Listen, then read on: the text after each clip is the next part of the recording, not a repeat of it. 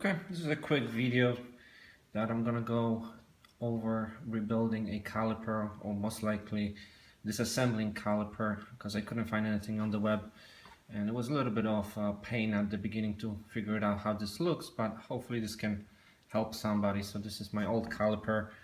I started to sandblast it, removing the gunk out of it. There's a lot of it, and this is already the disassembled caliper. To disassemble it is pretty straightforward. So what you will have is, let's put it this way so it'll look a little bit better. So first thing is you have to put this caliper tool. Now I got it from Harbor Freight, but anything will do. What you want to do is unscrew it, but you will be putting the force just enough that you won't slide those two pins out of it. So you just keep on turning. Only have one hand over here holding the phone in the other, so it's hard to do it, but you pretty much unscrew it. This is going to be coming out. Once you get towards the end, you grab the piston by the end, because it's still going to be held by the O-ring, the square O-ring that is inside. You grab it over here and it pretty much will just pop out of there. On the inside, what you will see is you will need a pick. There will be a square O-ring right there. This is the original one that was there.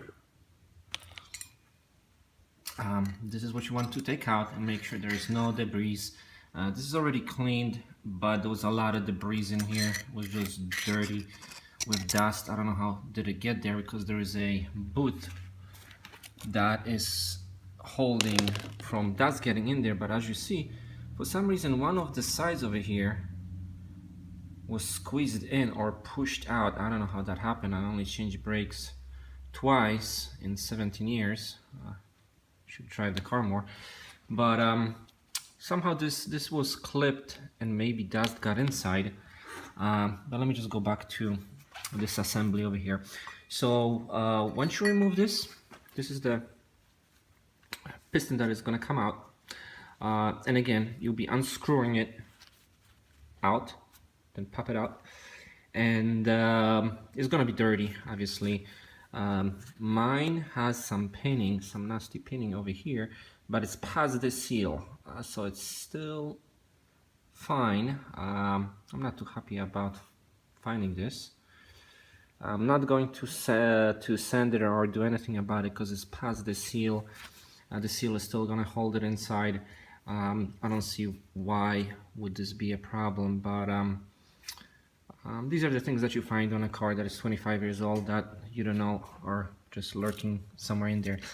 The next thing to do is you need to remove this snap ring. So this is the snap ring. Is going to hold this clip inside. The clip is spring loaded, so when you press the snap ring, it's gonna just pop out. It's a little bit of pain to actually get your pliers in there, and it will need some time to get a right angle, but once you just squeeze those in, it will pop out.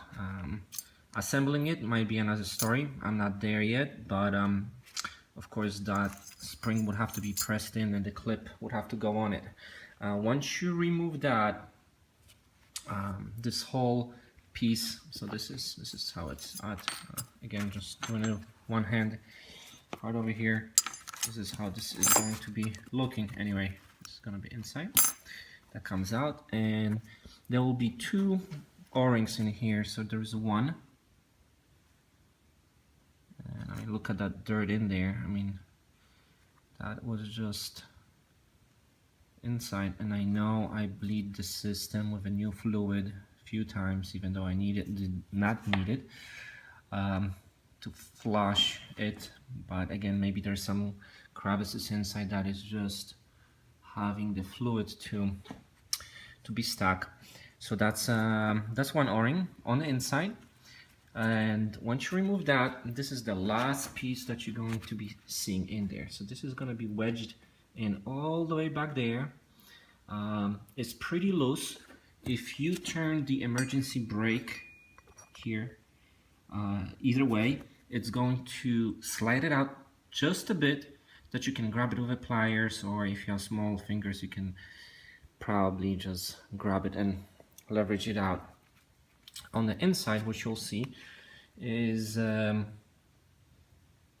O-ring. I don't know if my camera focuses. You could definitely see some use in here, because I mean it's a black steel piece and there's some strikes of silver, so that means definitely there's some movement. There it is, that's a little bit better. Okay, and that's the O-ring that has to be replaced. This is the O-ring from the kit. The kit that I order is for the rear brakes right there. It comes with all the rubber that you need. One thing that is also being replaced, it's a rubber that is under that emergency brake spring right there, and that rubber, and if I can find it, it goes right in here, and again you just pop it out, it slides out. This is the inside of it, so this is the emergency brake that is in here. That's the emergency brake. When you press it, it just pushes this little I guess like a piston, not a piston, but a little metal piece that pushes the rod that is screwed in to the piston, and that what happens when you press the emergency brake, pull the emergency brake I should say. And on the inside didn't see much scratches. It looks pretty fine. So the new O-ring, the square O-ring is gonna go in there, then the piston, then it should be fine. I disassembled it because I wanted to powder coat it. There was nothing wrong with it, other than it's 25 years old and definitely might go at one point, so just some preventive maintenance being done over here to replace the rubber. This is gonna go to powder coating, so I started sandblasting this. I am doing a wrinkle red. This is it. That's the wrinkle red. And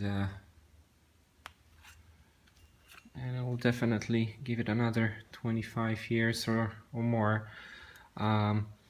These are the pins that go in the brackets right in here. So these are the two pins that hold the bracket, that hold the caliper, and these are the rubber pieces. These were in pretty good shape. But the pins definitely needed some more grease. There's a lot of worn out areas. This one it's totally black. I don't know why it turned black. All the other ones are just silver, but it works. And that's pretty much how you disassemble rear caliper on NSX. Hope this helps somebody, because for me it was learning experience trying to figure out how this disassembles. Alrighty, bye.